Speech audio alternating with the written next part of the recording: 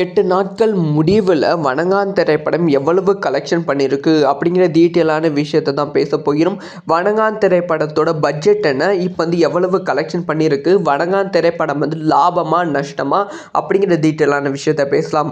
கரெக்டாக வந்து ஜனவரி 10ஆம் தேதி வணங்கான் திரைப்படம் வந்து ரிலீஸ் ஆனது. தமிழகத்தில் வந்து 300 ஸ்க்ரீன் வந்து வணங்கான் திரைப்படத்துக்கு வந்து ஒதுக்கி இருந்தாங்க.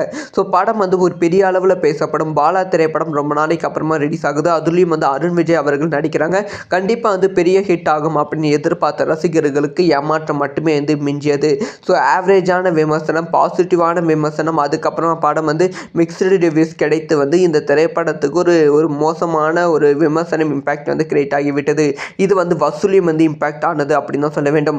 முதல் நாள் வந்து இந்த திரைப்படத்தோட கலெக்ஷன் வந்து 0.9 கோடி, அதாவது 90 லட்சம் கலெக்ஷன் பண்ணியிருந்தது. இரண்டாவது நாள் வந்து 1.15 கோடி கலெக்ஷன் பண்ணியிருந்தது. மூன்றாவது நாள் வந்து 1 கோடி ரூபாய் வந்து கலெக்ஷன் பண்ணியிருந்தது. நான்காவது நாளில் வந்து 55 லட்சம் ரூபாய் வந்து கலெக்ஷன் வந்து பண்ணியிருந்தது.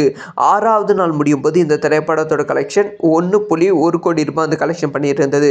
ஆறாவது நாள் வந்து 0.94 கோடி ரூபாய், அதாவது 94 லட்சம் வந்து கலெக்ஷன் பண்ணியிருந்தது. ஏழாவது நாள் முடியும் போது வந்து 0.74 கோடி 74 லட்சம் ரூபாய் வந்து கலெக்ஷன் வந்து பண்ணியிருந்தது. எட்டாவது நாள் முடியும் போது வந்து இந்த திரைப்படம் வந்து 0.38 கோடி ரூபாய், அதாவது 38 லட்சம் வந்து கலெக்ஷன் வந்து பண்ணியிருந்தது.